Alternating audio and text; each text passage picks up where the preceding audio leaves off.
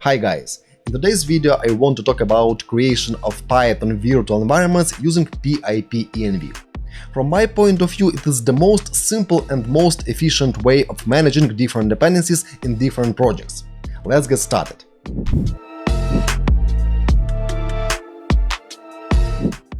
First, let me answer the question, why do we actually need virtual environments in Python? Very often you create different projects on the same computer. And it might happen that different projects depend on the same external package, but they require different versions of that package. In such case, you should install different versions inside of every specific project. And that's where virtual environment actually helps you. You don't need to install dependencies globally. All what you do is you install dependencies inside of your local project. pipenv helps you to create Python virtual environments very easily and fast. And it will also create such files as Pipfile and Pipfile.lock that will actually include all dependencies and their versions. pipenv is very similar to npm in Node.js. And in Node.js, npm creates such files as package.json and package-lock.json. Great, that's all for this quick introduction to Python virtual environments and pipenv, and now let's try that in practice and let's create new virtual environment, and inside of it we will install single dependency called Flask and run very simple Flask application. Let's get started. Alright, let's get started, and let me first create a new folder for our project files, and I'll create it on the desktop, and the folder name will be, let's say, pipenv-demo, like that. Let me cd to pipenv-demo, and let me open up this folder in Visual Studio Code. For that I'll use shortcut code and dot. And here inside of this newly created folder, let me create a new file main.py, like that. And also let me create here a folder, and this folder will be hidden folder, and its name will be .venv. In a moment I'll explain you why do we need this folder here in this project. So now I have this empty folder .venv and one single file main.py. Let me now open up embedded terminal. You could do that by pressing key combination Ctrl backtick. And now you should verify whether you have pipenv installed or not. If you don't have it installed, you need to install it. Let me verify it on my computer, pipenv-version. And I have already installed pipenv globally on this computer, and my version is 2020.11.15. If you don't have pipenv installed on your computer, on macOS you could install it by entering brew install pipenv command, this one, brew install pipenv, like that. And if you are a Windows user, you could install pipenv using command pip install pipenv. Alright, so I have pipenv installed and I'm ready to go, and actually all what we need to do in order to create new Python virtual environment is to install any dependency inside of our project.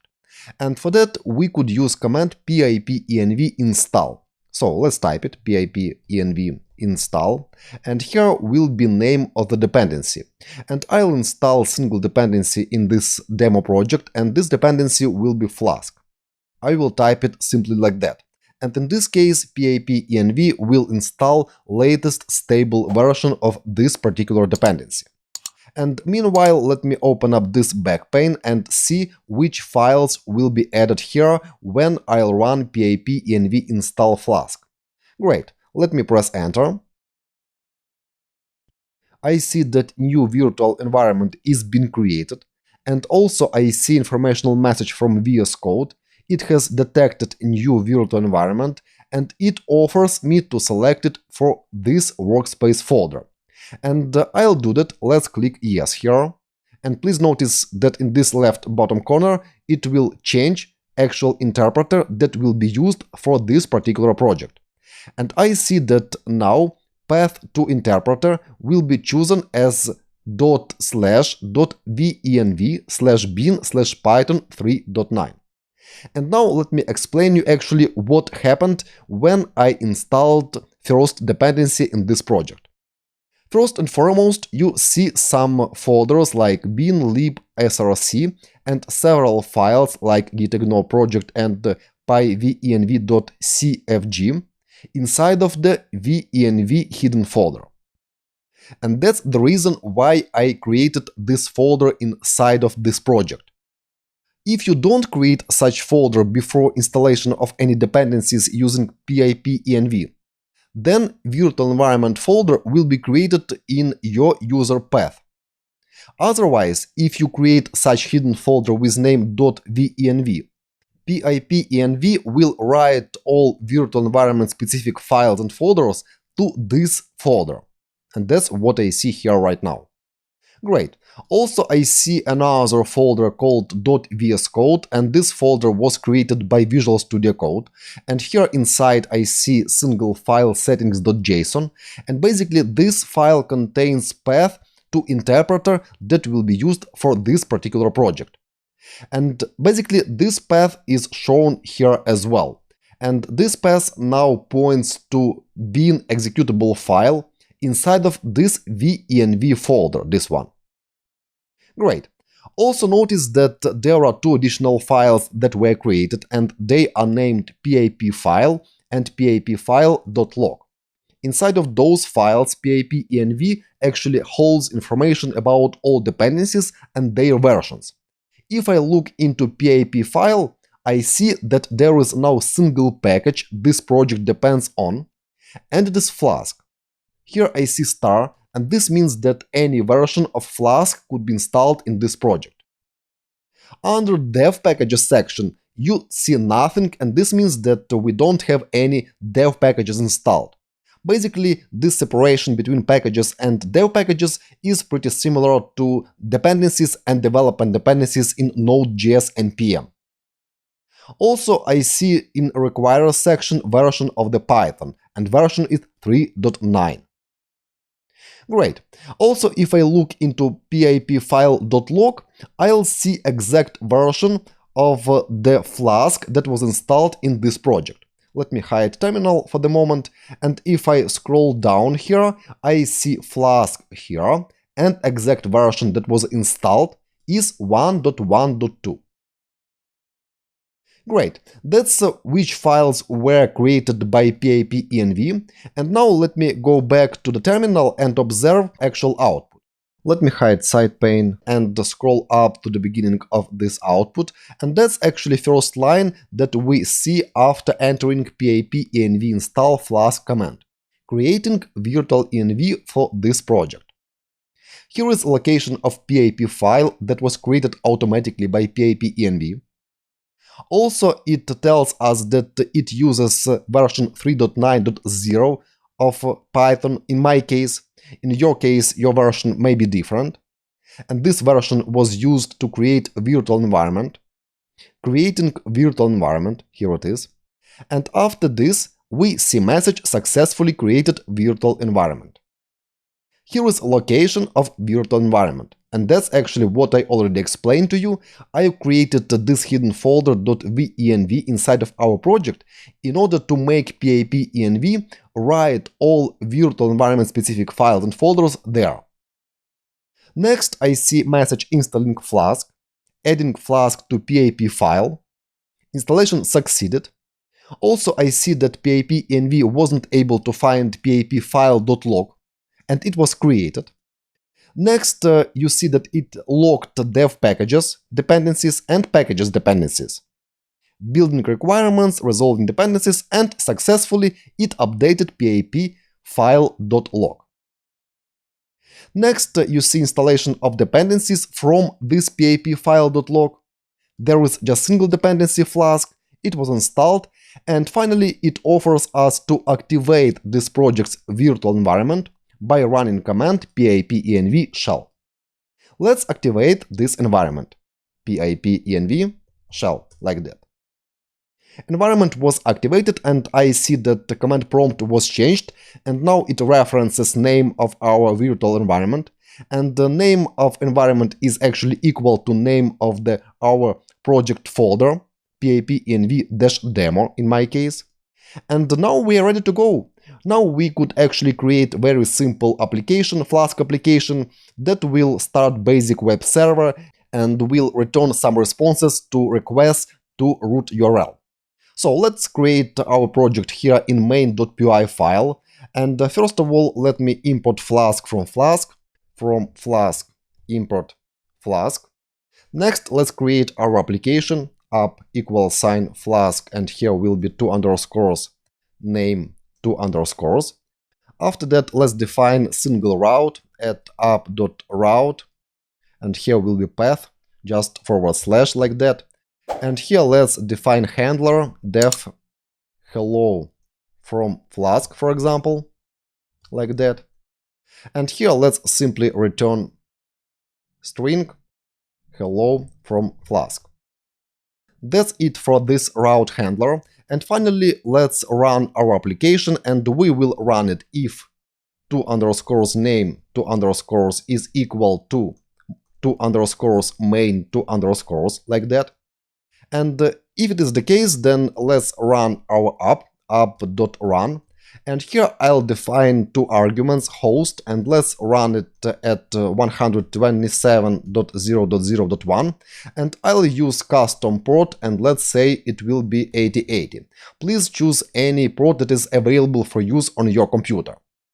That's actually all for this very simple application.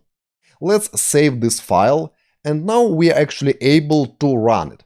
But first I see a message from VS Code, and it offers me to install formatter, and actually I prefer to use black formatter for Python. Let's use black. Installing black. Notice that it is installed actually using pipenv. Let's wait a bit. Black formatter was installed successfully, and I could verify that by going to Pipfile, and basically now it is listed under dev packages section. And in Pipfile.lock file, I could also find its exact version. Here it is, and version is in my case 20.8b1. And now I am able to use black in order to format Python files. Great, let's close this, and let's now run our application. And for that, I'll use Python command in the terminal. Let me clear terminal, and here simply type Python 3, and after space I'll specify name of the file I want to execute, main.py in my case. Press enter, and I see that my application is running. And it's a good sign. It means that Flask was imported successfully from external module called Flask that was installed inside of our virtual environment. Let's now verify how it works. Let me copy this URL, and I'll paste it in the Safari. Go here and paste like that, and I see hello from Flask. Wonderful.